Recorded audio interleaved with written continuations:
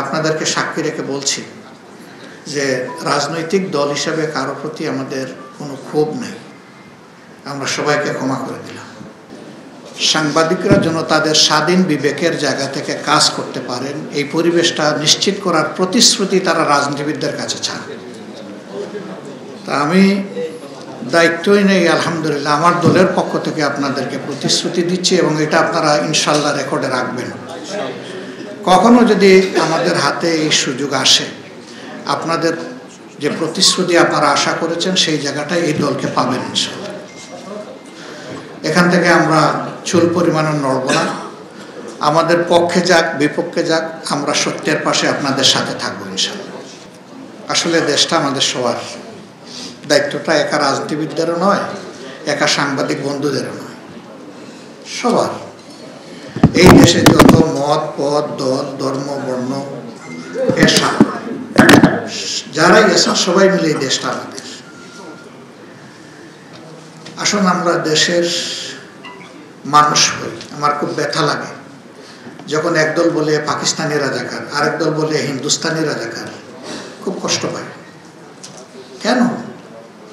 আমার দেশের প্রিয় জনগণকে আমি আরেক দেশের দালাল বানাচ্ছি, রাজাকার বানাচ্ছি, কেন আমি এটা করব? এটা যারা করেন তাদের মানসিকতার পরিবর্তন হওয়া উচিত। যে জাতি নিজের নাগরিকের স্বীকৃতি দেয় না, সেই জাতি বিশ্বের দরবারে সম্মান পাবে কিভাবে? আপনাদের মতো আমারও দুনিয়ার কিছু কিছু দেশে যাওয়ার সুযোগ হয়েছে। সেই দেশের লোকেরা তাদের ভাষার বাইরে কারো সাথে কথা বলতে চায় না। ইন্টারন্যাশনাল ল্যাঙ্গুয়েজ যে দুই একটা আছে সেই ভাষা জানে কিন্তু বলে না। তারা তাদের জাতীয়তাবোধে এতটাই দৃঢ়, এবং আমরা দেখি যে তাদের জাতীয় জীবনে যখন কোনো বিষয় আসে সমস্যা হিসেবে, তারা মুহূর্ত দেরি করে না, এক হয়ে যায়। তাদের একটা স্লোগানই আছে, my country right or wrong.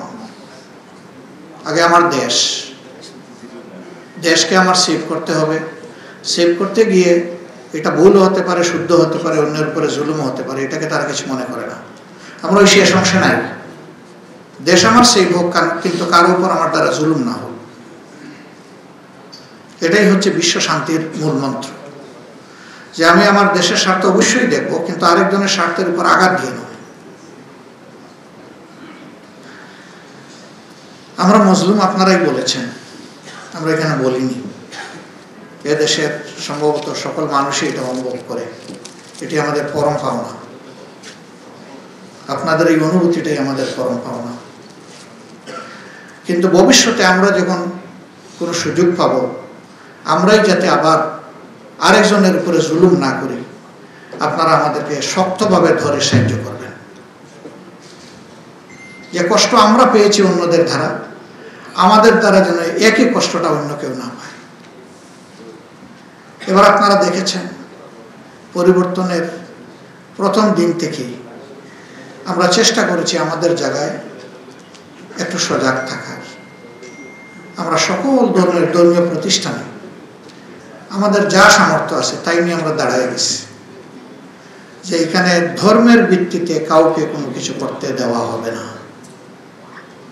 আমার যদি এই দেশে শান্তিতে বসবাস করার অধিকার থাকে, তাহলে অন্য সকল ধর্মের মানুষের ঠিক একই অধিকার আছে। সমাজে একটা শব্দ চালু আছে, সংখ্যালঘু সংখ্যাগুরু। এই শব্দের মাধ্যমেও কিন্তু সমাজটাকে ডিভাইড করা হয়। আমরা এই কনসেপ্টের সাথে একমত না। neither majority nor minority, we demand unity.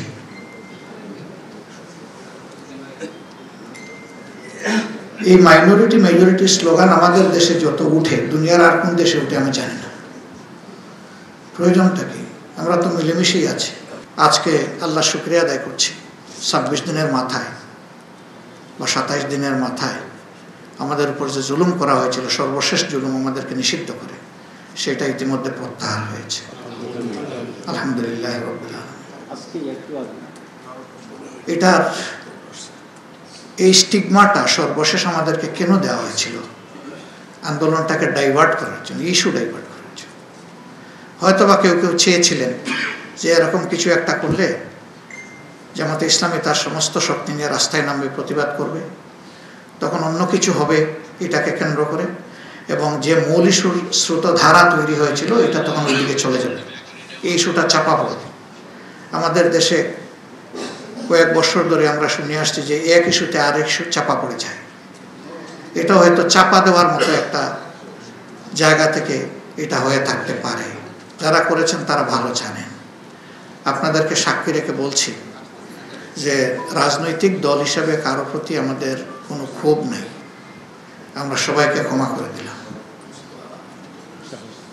কিন্তু যিনি সুনির্দিষ্ট ক্রাইম কমিট করেছেন, যিনি পারপিট্রেটর, তার ওই নির্দিষ্ট ক্রাইমের শাস্তি, সেটা আমার সাথে হোক, আপনার সাথে হোক, যার সাথে হোক, তাকে পেতে হবে।